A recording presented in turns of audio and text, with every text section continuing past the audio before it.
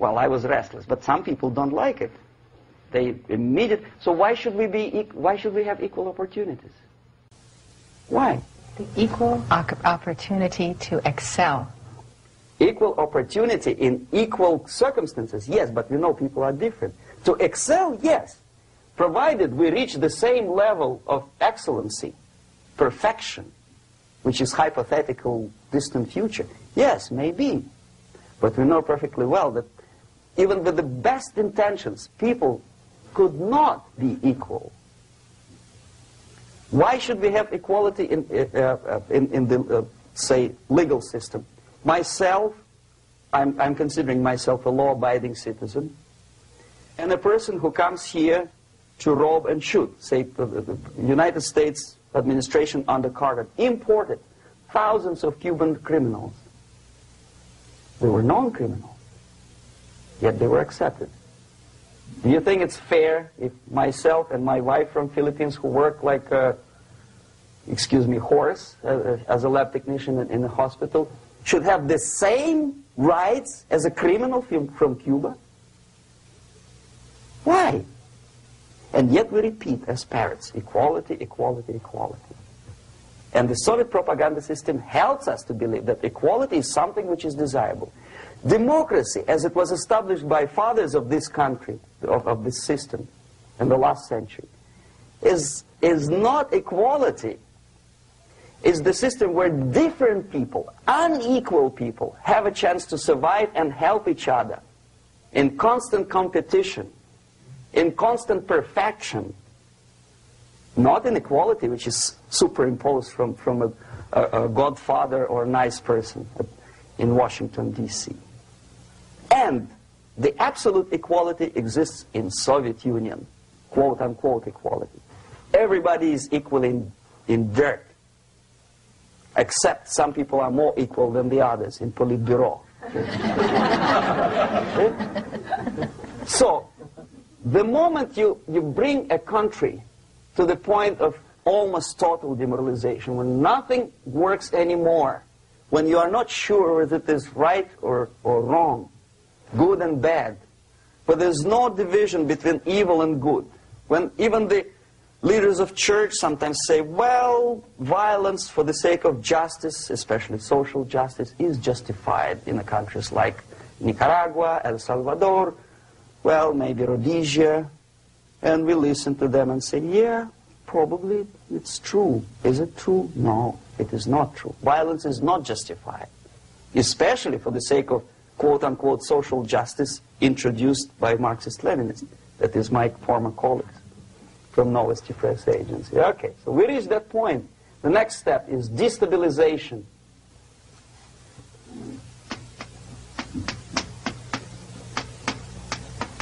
Again, this word says for itself what it is. To destabilize all the relations, all the accepted institutions and organizations in a country of your enemy. How you do it? You don't have to send a battalion of KGB agents to blow up bridges. No. You let them do it themselves. The area of application is, again, it's narrower now. Not like the previous case. The overt legitimate actions of the KGB in this case would be hardly noticeable. There is no crime if a professor who recently went to USSR introduces a course of Marxism-Leninism in a Californian college, for example. Nobody is going to come to his doorstep and say, okay, mister, come, you are under arrest. No, it's not a crime. It's not even considered a moral crime against your country. So the area of application here is narrowing down to economy, again, labor relations, right? To law and order, plus military. And economy, law and order. Yes, and again, the media, but wider scope, little bit different. I'll explain later. Okay, basically 3 areas. Economy. The radicalization of bargaining process. If on that stage we still could achieve, theoretically, some positive compromise between the negotiating sides with say, the arbitrary introduction of arbitrary judges, a third side, objectively judging the demands of both sides. Here it's radicalization. On the stage of destabilization, we cannot come to compromise even within a family. The husband and wife couldn't figure out which is better. Husband wants his kids to eat at the table, and wife wants a child to roam around the room and drop food all over the floor. They cannot come to compromise unless they start a fight. It's impossible to reach a compromise, constructive compromise, between neighbors. Some people say, I don't like you to watering your lawn at that time because exactly at that time I'm walking my dog and he's getting nervous. He cannot pass his bowels, you know. So they cannot compromise. They go to a civil court or something like that. Radicalization of human relations. No more compromise. Fight, fight, fight.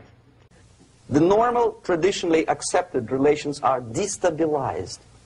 The relations between teachers and students in schools and colleges. Fight.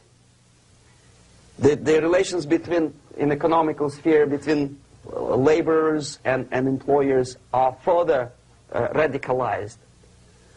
No more acceptance of the legitimacy of demands of workers. Unlike Japanese, with the theory Z, if you ever heard about it, where the workers are involved in decision-making process, therefore they don't have moral incentive to fight their bosses. In the United States, it's just the opposite. The harder is the fight, the better. The more heroic they look.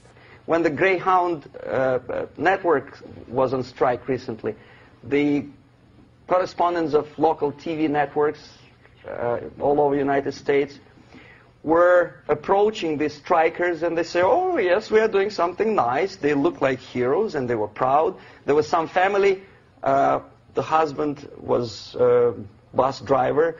Now they decided in a protest against the bosses to camp somewhere in the forest.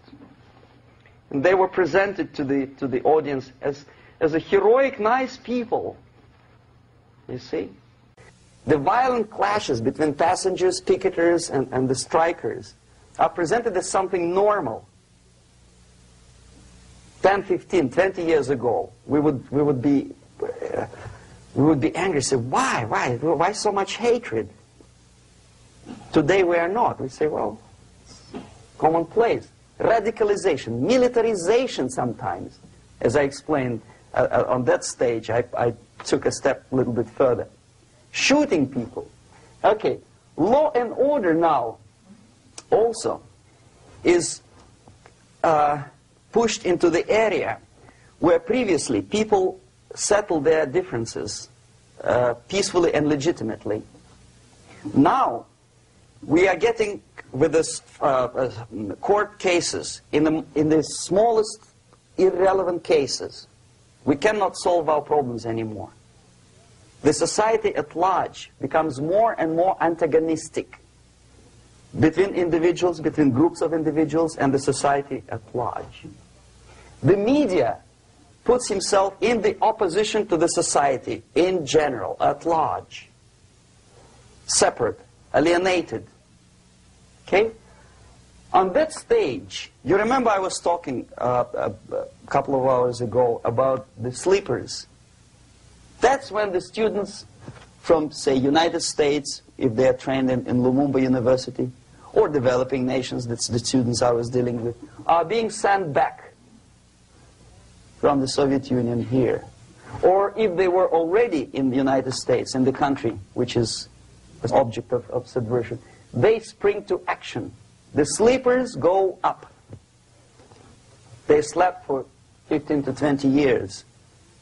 Now they become leaders of groups, preachers, I don't know, public figures. Prominently they act. They actively include themselves in a political process. All of a sudden we see a homosexual. 15 years ago he did his dirty job and nobody cared. Now he makes it a political issue.